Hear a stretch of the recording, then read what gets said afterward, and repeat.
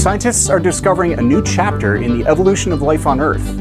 It's like a new Galapagos Island has sprouted in the Pacific Ocean, but this one is made of plastic. The story starts with an earthquake. March 11, 2011, a magnitude 9.0 earthquake slammed a massive wall of water into coastal Japan. Nearly 20,000 people lost their lives. The tsunami poured millions of tons of debris into the Pacific Ocean. 15 months later, a mysterious floating slab washed up on a beach in the U.S. state of Oregon. It soon developed very quickly that this dock was from Misawa, Japan, and that was facilitated by the fact there was a large plaque that said, "I'm from Misawa." That's Jim Carlton, a marine scientist at Williams College. He says the dock had crossed more than 6,000 kilometers of open ocean. It arrived covered with sea life not normally seen beyond the Japanese coast. We recovered about 120 living species from Japan off that dock that had been drifting for 14 and a half months. Barnacles, worms, anemones, all on the wrong side of the Pacific Ocean. This is not supposed to happen. To a coastal creature, the open ocean is like a desert. It's harsh, it's barren, there's not much to eat. Really a very different environment, chemically, biologically, ecologically. The argument would be, don't bother trying to plant redwood trees in the desert. It's just not going to happen. And so I was quite clear that species from the coastal zone that got carried out into the open ocean, it was pretty much a one-way trip because they could simply not survive out there. And yet, here they were.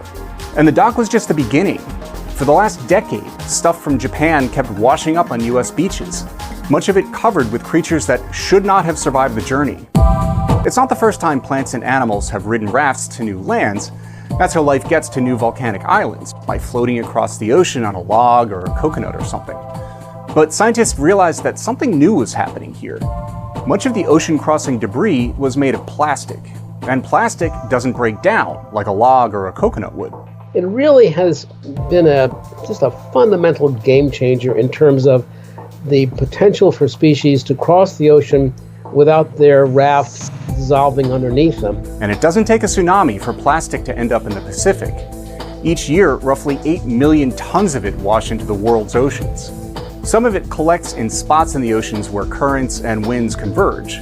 The largest is known as the Great Pacific Garbage Patch, about 80,000 tons of plastic spread out over an area 3 times the size of France. It's really a mess out there.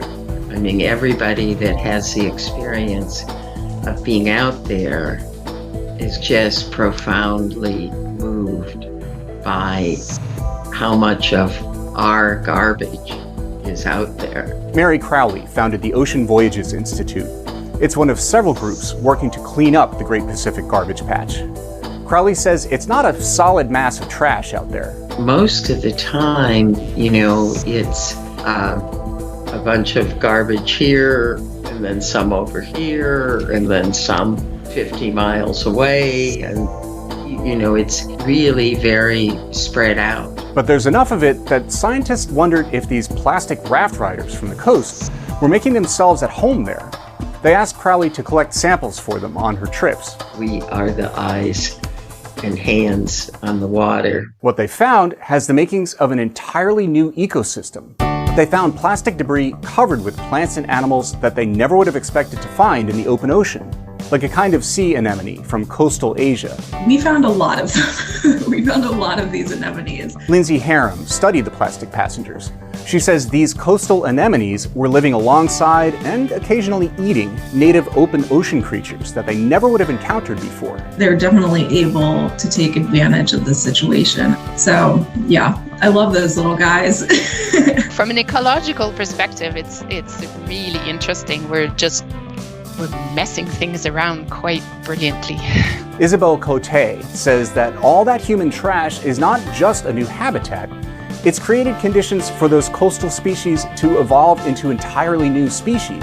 I think over time we'll probably start seeing divergence from the coastal populations because the pressures that these individuals are under are quite different. Like Darwin's finches on the Galapagos Islands, the world's garbage patches may give birth to new life forms. Who knows? I mean, just like you see a lot of speciation on islands, these plastic rafts are essentially little islands, and they're going to be long-term islands because that plastic degrades so slowly. To be clear, plastic in the oceans is a huge problem.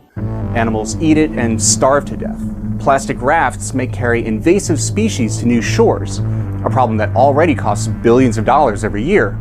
And scientists are finding microplastics everywhere on Earth, and we have no idea how they're affecting ecosystems.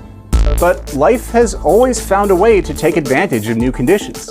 Who knows what new creatures will rise from the trash humans are leaving behind? It's going to happen over a longer time scale than I'll be alive for, but I'd love to have a peek 100 years from now and see what happens. The plastic we created is killing some creatures, but others are making themselves at home on it. Many experts argue that we're living in the Anthropocene, a period where humans are the dominant force on the environment. As with every period in geologic time, Earth will never be the same.